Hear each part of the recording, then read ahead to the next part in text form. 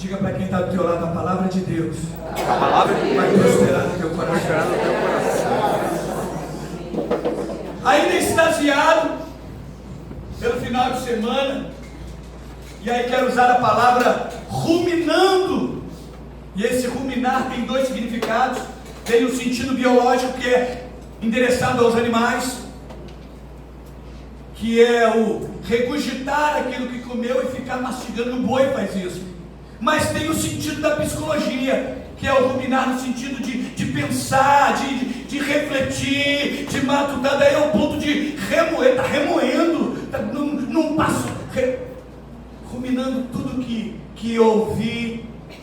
Eu confesso que fui abençoado e impactado.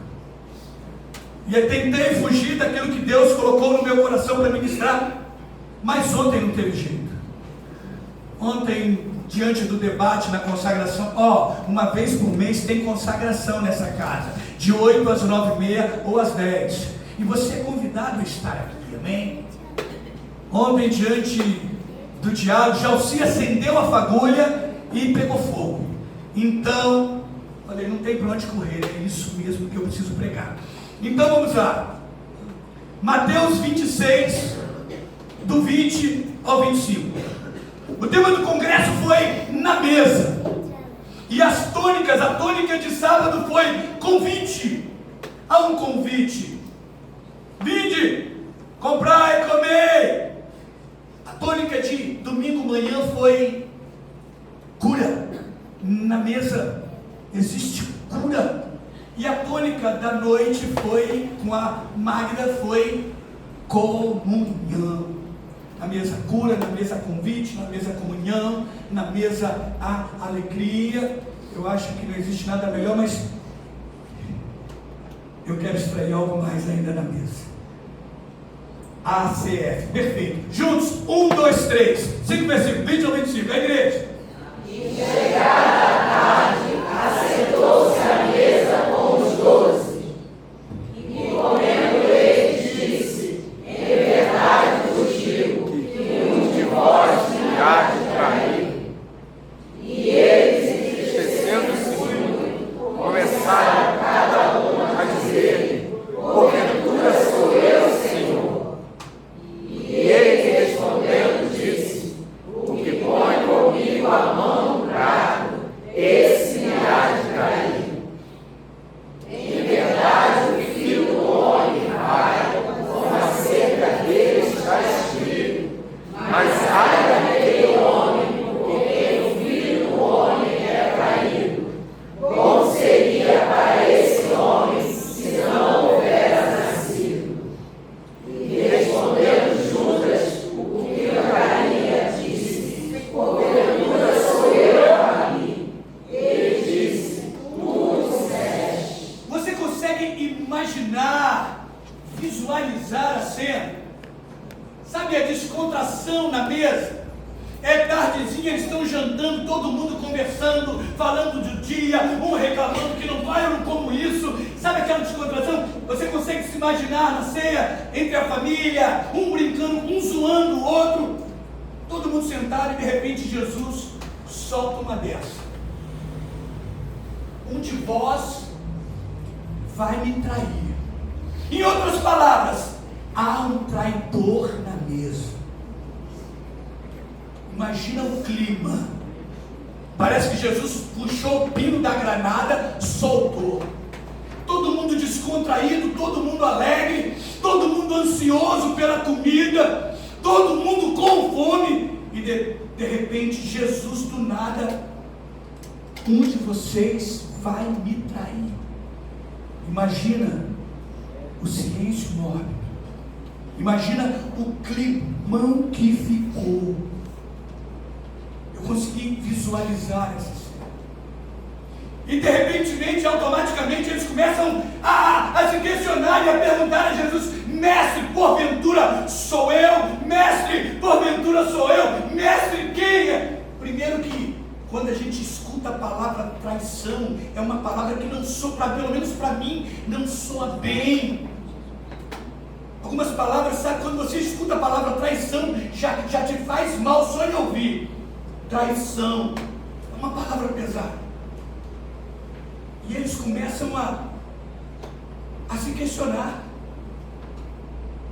Jesus poderia morrer o assunto, mas ele coloca mais lenha na fogueira.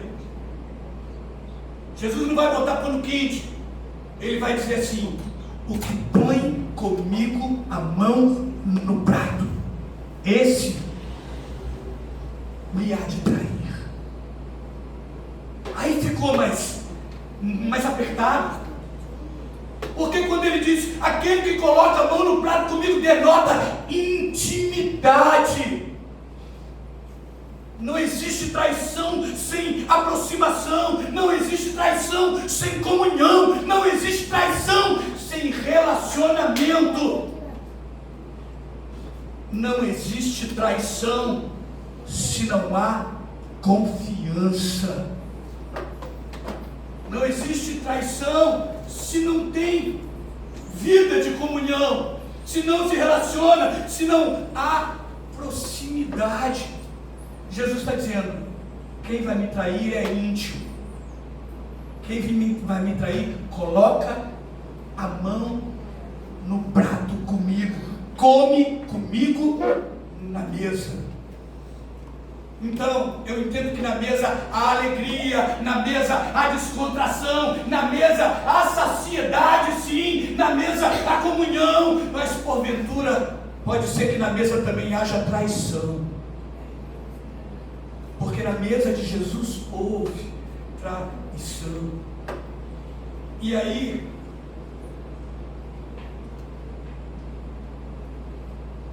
para que haja traição tem que haver afeto, tem que haver um laço fraterno, seja ele um laço fraterno de amizade, de confiança, seja ele um laço fraterno matrimonial, conjugal. E a traição se torna mais dolorosa e cruel quando vem da parte daquele ou daquela a quem admiramos, a quem confiamos, a quem amamos, a quem entregamos a nossa vida. Dói mais. E aí eu me reporto à palavra de Davi, Salmo 55, verso 12 e 14. Pois não era um inimigo.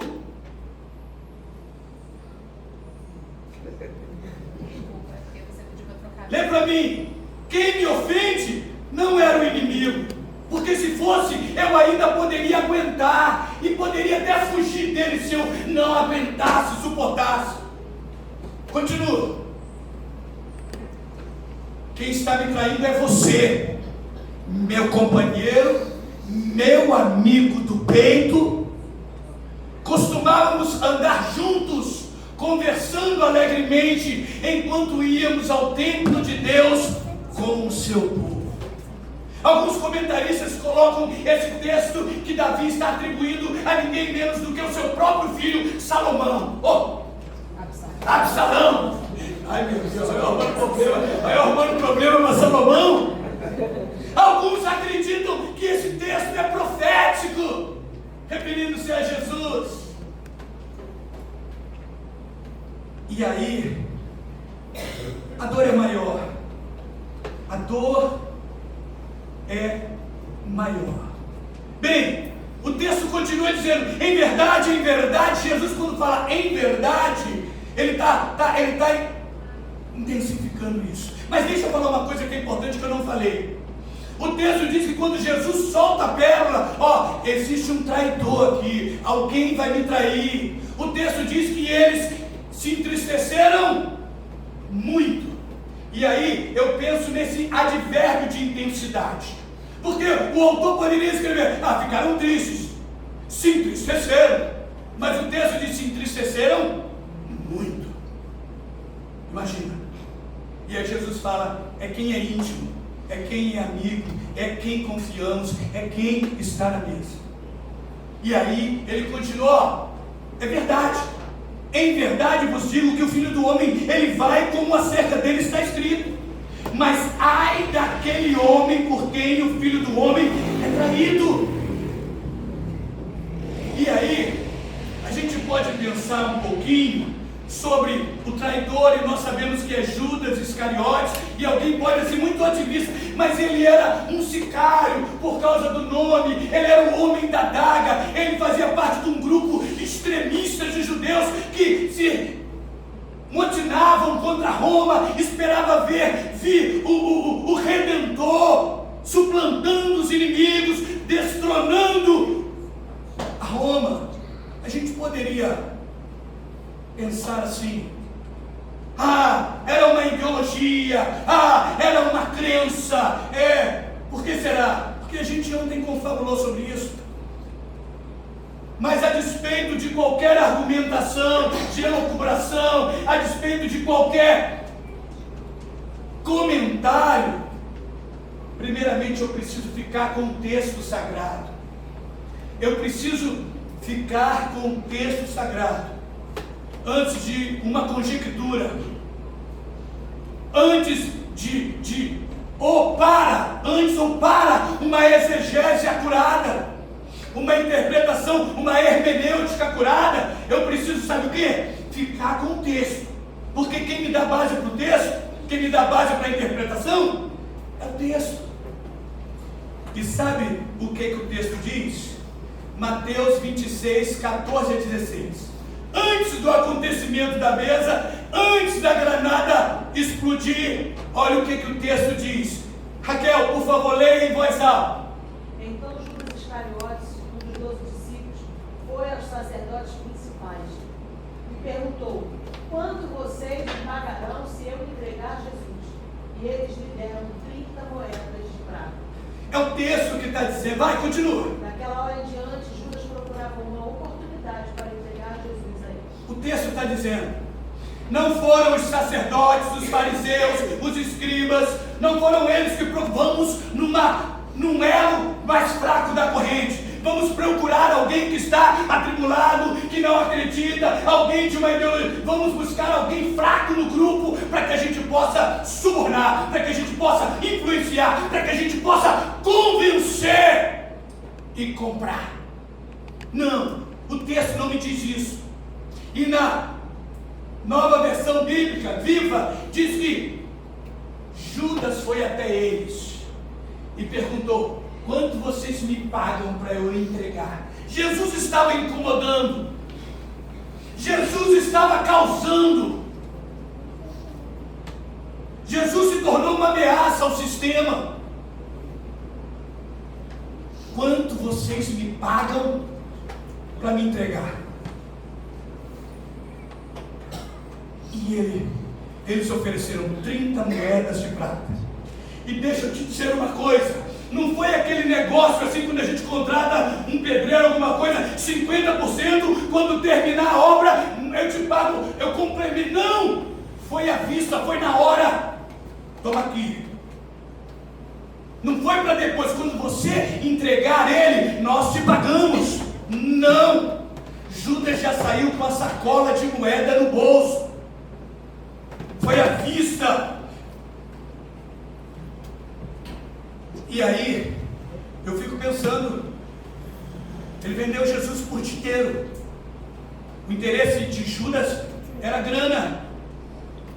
E o texto diz que ele sai dali com um saquetel de moeda e ele começa a buscar uma oportunidade para entregar Jesus. Na primeira oportunidade, na brecha que ele der, no momento oportuno, eu chamo os caras. E ele começou a confabular. É interessante que esse texto é antes da mesa. É antes de Jesus falar o que ia acontecer. E aí, cai por terra toda a ideologia, cai por terra toda essa crença de que ele queria ver a libertação de Roma. Porque, às vezes, olhando, e talvez um dia chosen da vida, nos faz pensar, a gente começa, será? Era um revolucionário, era um homem da daga, era alguém que queria ainda que pela força trazer libertação a Israel, era um sentimento nacionalista, era como os zelotes. O texto me diz que ele buscou dinheiro, ele buscou dinheiro. Mas aonde? Com que base eu tenho isso? Aí o Gabriel lembrou bem ontem, está no texto aqui, vamos lá, João 12, do 2 ao 6. João 12, do 2 ao 6. ACF. Lê para mim aí alguém. Em voz alta. Fizeram-lhe, pois, ali uma ceia, e Marta servia, e Lázaro era um dos que estavam à mesa com ele. Então Maria, tomando a Raquel de um gueto de nardo puro, de muito preço, ungiu os pés de Jesus, e enxugou-lhe os pés com os seus cabelos, e encheu-se a casa do cheio de um gueto. Então um dos seus discípulos, Judas Iscariotes, filho de Simão, o que havia de traí-lo, disse: por que não se vendeu este gueto por 300 dinheiros e não se deu aos pobres? Ora, ele disse isto não pelo cuidado que tivesse dos pobres, mas porque era ladrão e tinha bolsa, e tirava o que ali se lançava. Quem está falando é ninguém menos do que o discípulo mais íntimo de Jesus, do ciclo dos 1000, do ciclo dos 100, dos ciclos dos 12, existiam 3, e do ciclo dos 3 existia um que tinha uma afinidade maior. É João. E João declara, diante desse episódio: Judas se veste uma capa de ação social. Ai, que desperdício! Tanto mendigo, tanta gente passando necessidade, tanta gente passando fome. Era melhor ter vendido e comprado, fardado sopa, comprado. Judas fala: não, é mentira. Ele era ladrão, ele roubava. Na verdade é que Jesus tinha um ministério. Jesus recebia ofertas. Existia um movimento financeiro. E o que acontece? Judas era o responsável. Talvez tinha feito uma faculdade de contabilidade, sei lá, era alguém mais capacitado. Não, eu entendo de números, de matemática eu sou muito bom, eu faço de cabeça, não sei. E aquilo ali, Jesus quer colocar gente capacitada. E se não tiver capacidade, ele vai capacitar para a obra. E Judas, à frente daquilo ali, ele começa o dinheiro que entra, a oferta, o Pix, sei lá, e pum, ele começa a tirar. Talvez comece a tirar pouquinho, mas está tirando. E deixa eu te dizer uma coisa: quando a questão é princípio, quando a questão é caráter, R$1 é igual a R$100, R$100 é igual a 1 milhão. Não tem jogo, não tem negociação. Aí João fala, ele gostava de dinheiro, ele era ladrão. E isso é uma característica de quem? Quem vem para matar, roubar, destruir? Por quê? Aí, vamos lá, o texto diz assim, voltando lá para o primeiro texto: o Filho do Homem deve ir como dele está escrito, mas ai do homem por quem o Filho do Homem vai ser traído. Aí eu entendo que o texto diz que o Filho do Homem deve ir como dele está escrito nos profetas. Acerca da cruz, ele será contado com os malfeitores, o seu túmulo será um túmulo de rico. O texto não diz que ele deveria ser traído, ainda que a gente queira atribuir esse texto aí de Davi ou de Zacarias, quando vai falar, contaram-me o salário de 30 moedas. É fraco.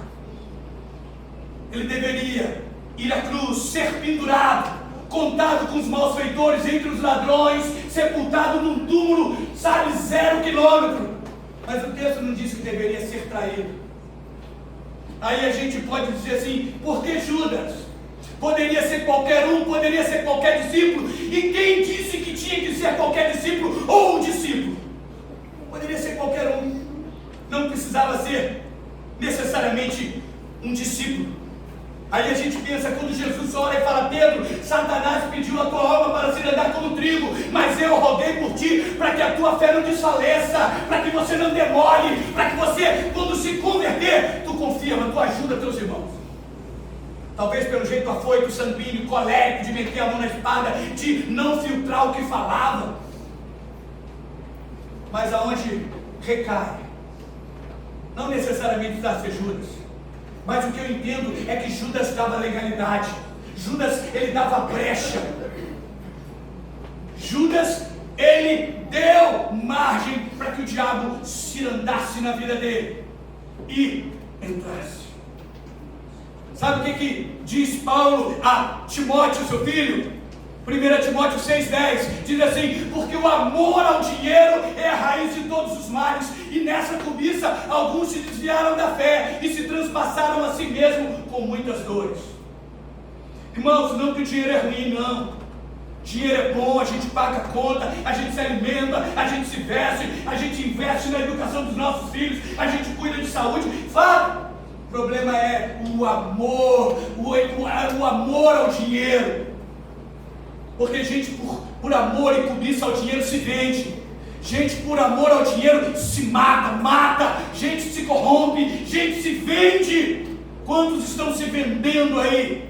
Se corrompendo, e é o que Paulo está dizendo. Amor ao dinheiro.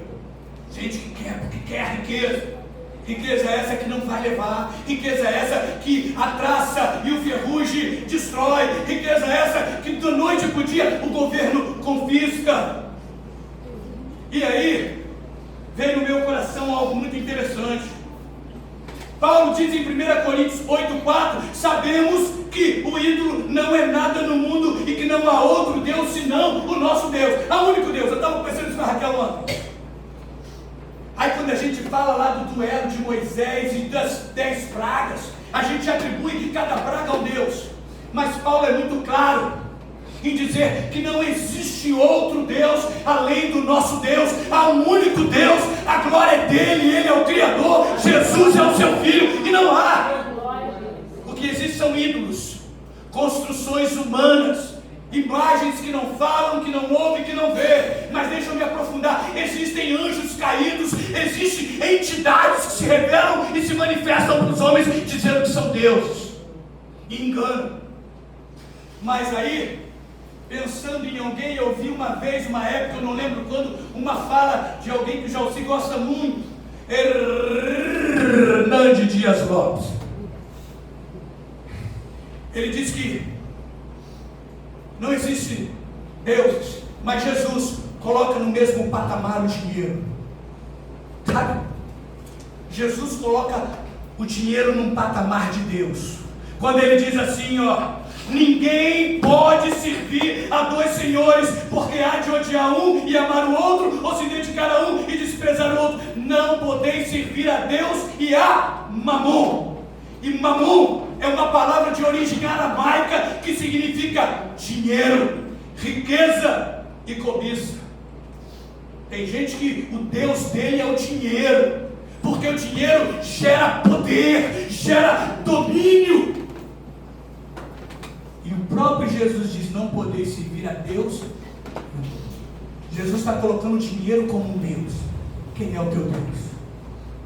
Quais são os seus valores? O que há na mesa? Às vezes traímos por pouco. Existe a traição virtual hoje em dia. E eu não posso deixar de falar. Existe uma traição emocional. Existe a traição física, sim, mas existe a emocional e existe a traição virtual.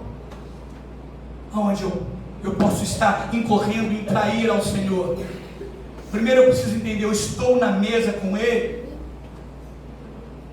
E aí, Judas, e eu gostei do que a Magda disse, havia toda uma oportunidade para Judas.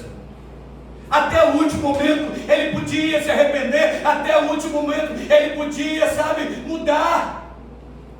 Tanto é que quando ele vai entregar a Jesus, Jesus o recebe. E não recebe com uma palavra dura dizendo canalha, traidor. Não, Jesus o chama de amigo. Mas até o último momento poderia haver chance para Judas. Se houvesse arrependimento sincero, verdadeiro, tal como Pedro, que chorou amargamente e se arrependeu. Apesar que arrependimento não é choro, é mudança de atitude. Não adianta chorar, eu me arrependi, se não mudar o comportamento. Esse negócio de chorar, chorou e continua fazendo o mesmo. Sabe o que Jesus disse? João 6, 70 a 71. É a multiplicação do pão e do peixe. E aí um povo vem porque o povo gosta de comer. E aí, Jesus dá uma palavra dura e fala: vocês me procuram por comida, mas eu sou o pão vivo que desceu do céu. Quem comer da minha carne e beber do meu sangue, esse tem parte comigo. E um povo vai embora. E Jesus, como não tem papo na língua, fala: e vocês, não querem meter o pé também não? Podem ir embora. Aí Pedro fala aquela palavra linda. É só subir um pouquinho, mas não precisa subir não. Pedro vai dizer assim: para onde iremos nós, se só tu tem palavra de vida eterna? Sabe o que acontece? Em seguida, são os últimos versículos desse textão. Jesus fala assim: eu vos escolhi a vós, os 12. Eu escolhi vocês 12. Mas um de vós é um diabo. Eu escolhi todo mundo, os 12 eu escolhi. Mas um de vocês aí não é o diabo, não é um artigo, o diabo. É um diabo. Então pode ter mais de um diabo, 2 diabos, 3 diabos, 4 diabos. Eu escolhi os 12, mas um é um diabo. Caramba. Sabe? Aí eu lembro de Jesus dizendo: se fizerdes o que eu vos mando, sereis um comigo. Aí a gente viu lá que Judas era ladrão. Judas tinha sangue na mão, mas talvez nunca se arrependeu. Eu não sei se ele era o homem da adaga. Quais são as características? E às vezes a gente pode ser um santo na igreja, santo, e às vezes dentro de casa, dentro do casamento, eu sou um santo no meu ambiente de trabalho, mas em casa, ou eu sou um santo dentro de casa, mas no ambiente de trabalho eu sou um diabo. Irmãos, e quando a gente vai para Ezequiel, a gente descobre que um anjo pode virar demônio da noite ao dia. Um anjo vira diabo pelas suas aspirações, pelas suas intenções, pela sua conduta. Às vezes um lar de paz pode virar um inferno. Às vezes um céu pode virar um inferno. É muito profundo, irmãos. É muito profundo. E me perdoem por pregar essa palavra, mas eu não podia recuar e nem levar para casa o que Deus me deu. Não fosse vós que escolhesse a mim, eu vos escolhi a vós e vos nomeei para que vades e deis fruto, e o vosso fruto permaneça, a fim de tudo quanto pedires ao Pai em meu nome, Ele vos conceda. Amém. Glória a Deus. Jesus vai dizer para aqueles fariseus: vocês têm por pai o diabo, porque ele é mentiroso desde o princípio. Quem mente é filho do diabo, quem rouba é filho do diabo. Não tem para onde correr. É Jesus que está dizendo. E aí, para fechar, porque o diabo vem, usa e mete o pé. O diabo vem, usa, cria um tumulto, cria uma discórdia, cria um problema e depois ele sai saindo. E deixa o cidadão resolver o abacaxi. João 10:10 diz que ele vem para matar, roubar e destruir. Não é? João 13:27. É a mesma mesa. É a mesma mesa, só mudamos de texto. Jesus falou: tem um traidor no nosso meio. Quem? Eu. Aquele que eu der o bocado. E após o bocado, Jesus pegou o pãozinho, molhou no azeite e falou assim: come aí. O texto diz que entrou nele quem? Satanás. Ele já estava flertando com o diabo há muito tempo. Às vezes você está flertando com o diabo e nem percebe. É uma coisinha aqui, é um pensamento ali, é um emoji aqui, é um vídeo ali, Ali o diabo só consumou. Jesus falou: o que você tem que fazer, faz depressa, faz logo. Aí o diabo entrou nele. E aí a gente tem aquela cultura de uma pessoa endiabrada, uma pessoa endemoniada. Ela vai botar a mão para trás, ela vai roncar, ela vai dizer Às vezes o diabo está falando: oi meu bem, você está linda. Às vezes o diabo está mandando emojizinho de coração. A gente pensa que vai rosnar, vai rolar, vai feder a enxofre. Eu não vi Judas Judas rosnar nem roer. Ele foi lá normalmente. E aí? Ó, já tem um momento. Ele vai orar lá no Getsemane. Vamos para lá que agora é a hora. E quem chega puxando o bonde? Quem puxa o bonde? Judas. E quando vai chegar até Jesus, qual é o combinado? O beijo da traição. O Senhor te escolheu. O Senhor te chamou para algo grande. Não deixe o diabo te iludir. Não se venda por um momento de prazer, por uma situação. Não se venda. As aflições desse tempo não vão se comparar com o que a glória vai revelar. E o que o olho não viu, o ouvido não ouviu, não subiu no coração, é o que Deus preparou para aqueles que o amam. Aleluia. Glória a Deus. Você é rico no céu. Você só precisa não se vender. Não se vender. O dinheiro não me domina. O dinheiro não me domina. Todo espírito de avareza, em nome de Jesus, sai agora. Todo espírito de mão de vaca, todo escorpião. E aí eu começo a pensar, sabe o quê? Não quero pensar nada não. Se eu pensar aqui, eu vou esticar esse negócio. Fecha teus olhos. Fecha teus olhos. Fala com Deus. Deus, não me deixa pecar. Se eu pequei, me perdoa. Me ajuda a mudar, Deus. O Senhor é o meu Deus. O Senhor me chamou. Não deixe eu ouvir a voz do inimigo. Deus, coloca os meus olhos na eternidade. Deus, coloca os meus olhos no céu.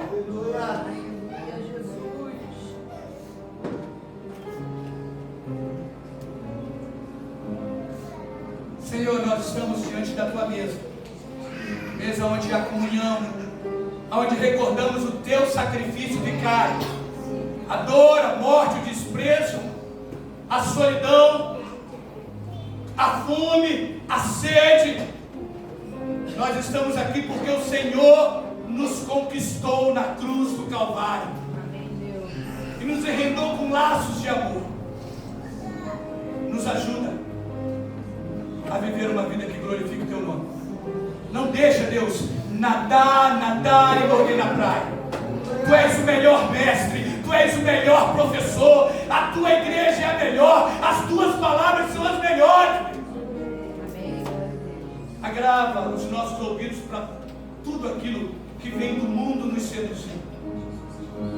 Nós temos as nossas falhas, nós somos limitados, nós somos vendidos sobre o pecado.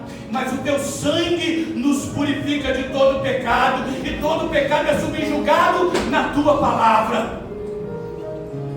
Nos ajuda a viver o Evangelho. Nos ajuda, Deus, a estarmos crucificados com Cristo, vivendo a Ti, vivendo pela fé, vivendo em obediência. É a nossa oração, em nome de Jesus.